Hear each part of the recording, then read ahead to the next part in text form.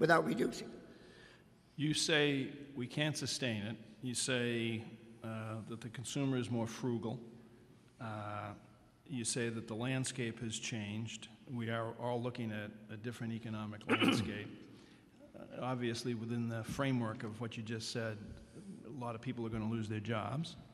Even more people are going to lose more jobs. Some of the companies that we're familiar with around here and throughout the country will either be further trimmed down or disappear. So within the context of the next 10 days or the next 10 minutes, how does a CEO, Suzy, call these people in who have worked at a particular place for 5, 10, 15 years and tell them it's over? Well, the one thing you've got going for you right now, it's a too bad, right? But the one thing you've got going for you is that most people are expecting layoffs, right? It's not going to, people are feeling very vulnerable. But when you let people go, you need to make the experience have as little humiliation in it as humanly possible. And so obviously what you're going to strive for is to let people know in advance that these are coming, and then have it, instead of letting people dangle and be a dead man walking for a protracted period of time, have the honest conversation. And one thing that often happens is managers who have such hoopla around hiring people, when the moment of truth comes to fire people, they delegate it. They delegate it to an outplacement firm, or they delegate it to a manager who doesn't know the person who's going to be let go. And unfortunately, you have to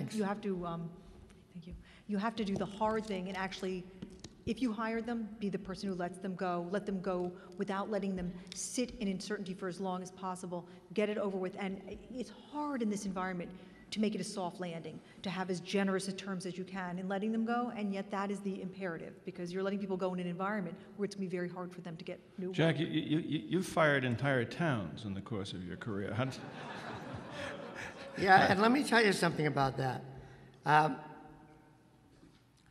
Human resources is a cry that I've been out on for 15 years.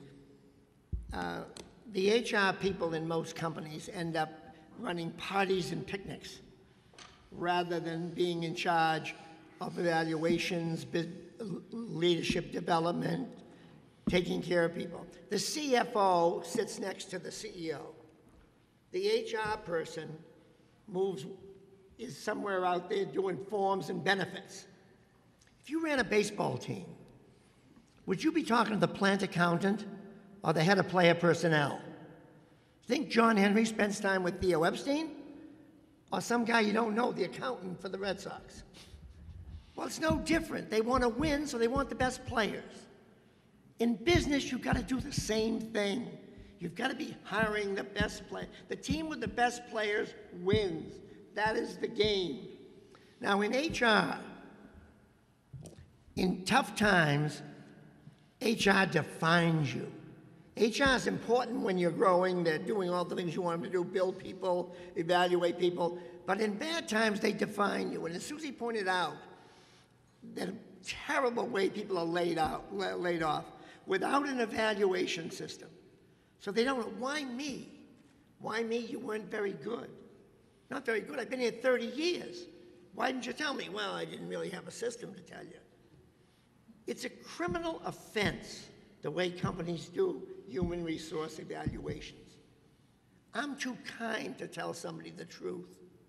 I'm too kind to do that. I'm a kind manager. I'll give them a nice evaluation and put it in the drawer and hope it goes away for a year. That's the cruelest form of management. None of you who manage 2 people in this room should have those 2 people not know where they stand in your organization. You have a moral obligation to let every person that works for you know where they stand, and you're a coward, and you shouldn't be called a manager or a leader or anything if the people that work for you do not know where they stand. And if you work in a company and you don't know where you stand, find out. So somebody doesn't walk down the hall one day and drop in on you and tell you, see you later. This is where we're wrong. We have a Sarbanes-Oxley Act, so that if anybody doesn't dot an I or cross a T, you can go to jail, everything else can happen. We have a human resource system that people lie on all day, all throughout the company. Oh, you're okay, you're wonderful, you're good. That's criminal. They should go to jail.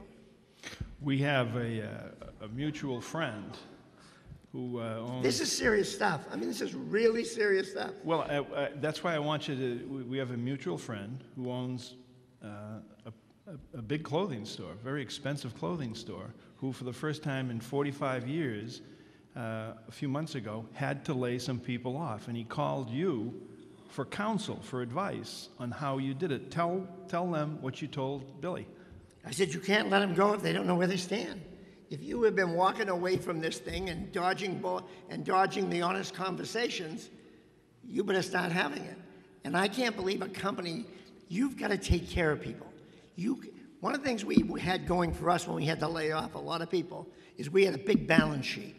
So we were able to give people a year's warning, 6 months warning, and give them big packages to go. We were lucky. Our predecessors had made a company that was strong and wealthy, so we could use it to get ourselves in the right size to be competitive in a global economy. You have no right to surprise people. And I told Bill he can't do it. He can't surprise them.